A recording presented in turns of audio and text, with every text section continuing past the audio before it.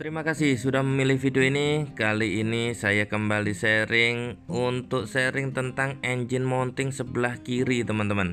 Ini adalah bentuk engine mounting sebelah kiri Suzuki Splash yang sebelumnya saya bongkar. Ini kondisinya setelah 10 tahun, ada retakan atau sobekan di sisi kanan dan kiri karetnya. Jadi ini kalau ditekan ke bawah di sini nampak sobekannya, terlihat sobekannya di sebelah sini juga. Ini kalau ditekan ya sangat terlihat, dan inilah yang menyebabkan gluduk-gluduk, teman-teman. Jadi karena ini ada sobekan, getarannya jadi keras, gluduk-gluduknya jadi keras, benturan atas bawah ketika engine bergetar. Tapi ini ya sudah 10 tahun lebih, sudah layak diganti, dan ini adalah penggantinya, teman-teman.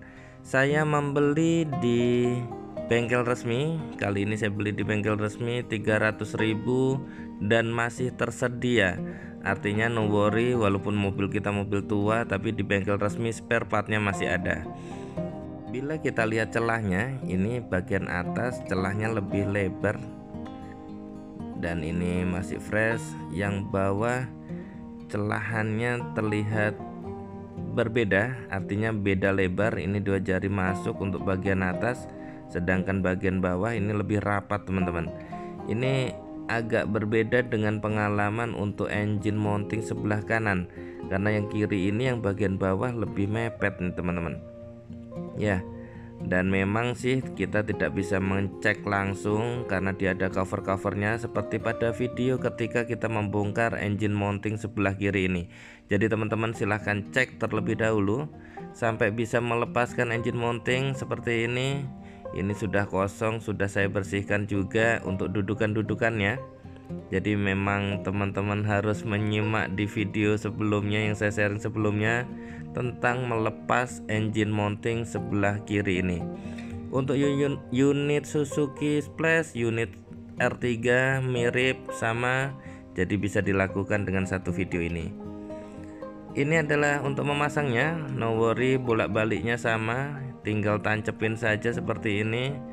Ini sudah nancep karena di bawah kita bongkarannya juga tidak banyak.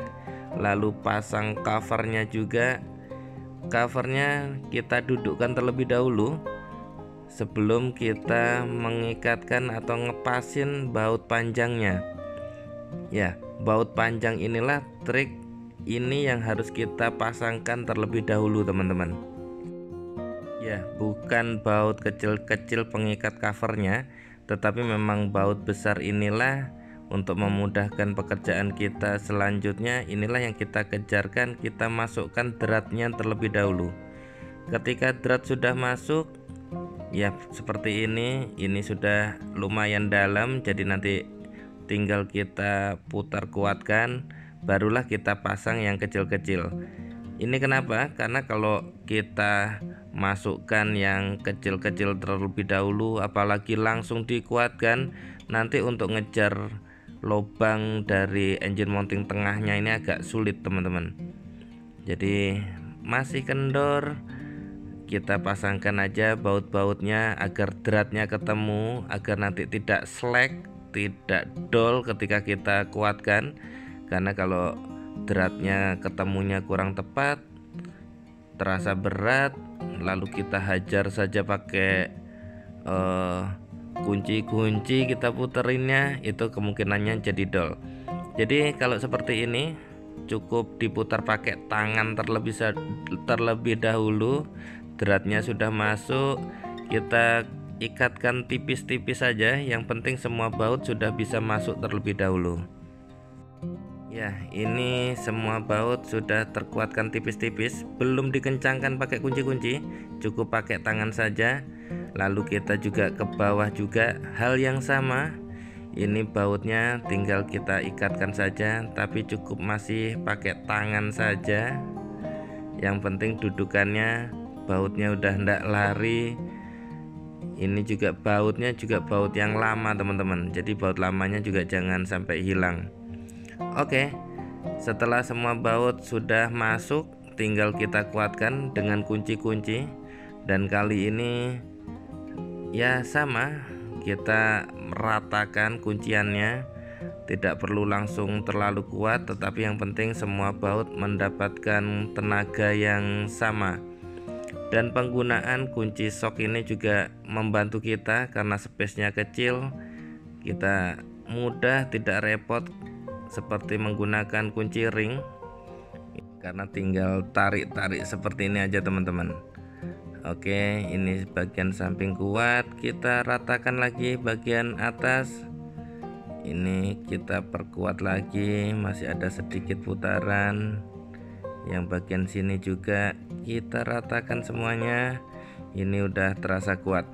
Oke, berikutnya yang bagian tengah. Ini adalah baut utama teman-teman, yang menyambungkan antara bodi dan mesin. Ini menggunakan kunci sok juga masih mudah terjangkau, bisa kita lakukan.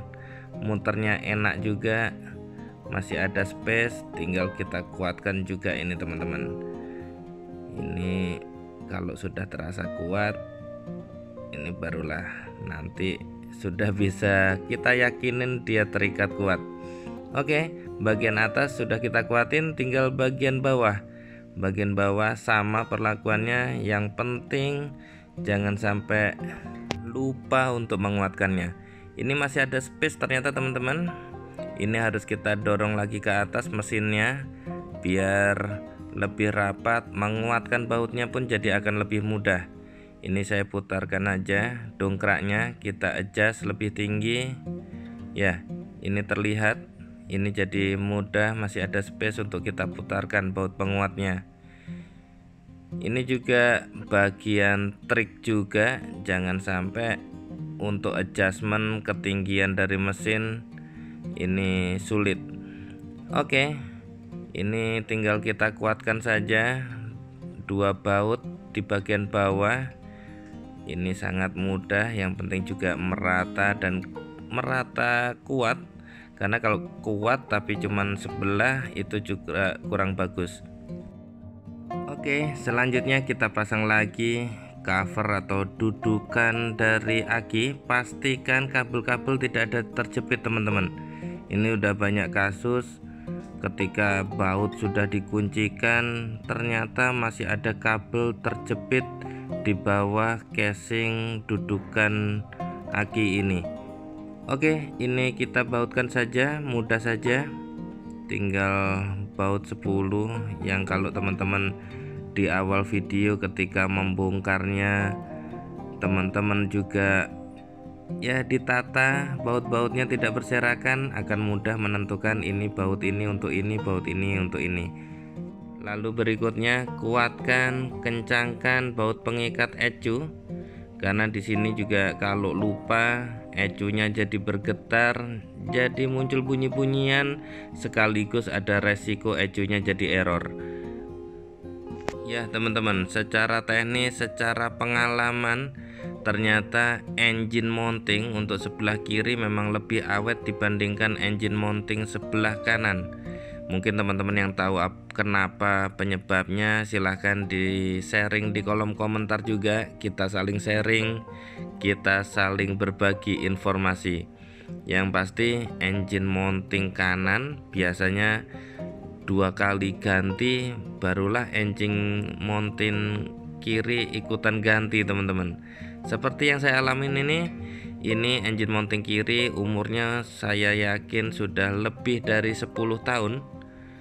Ini memang sudah layak ganti.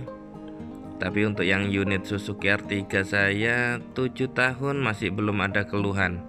Jadi ini yang splash ini karena umurnya sudah 10 tahun, ya mungkin akan wajar saja terjadi udah minta jajan. Oke, ini touching terakhir aki, jangan lupa tatakannya juga.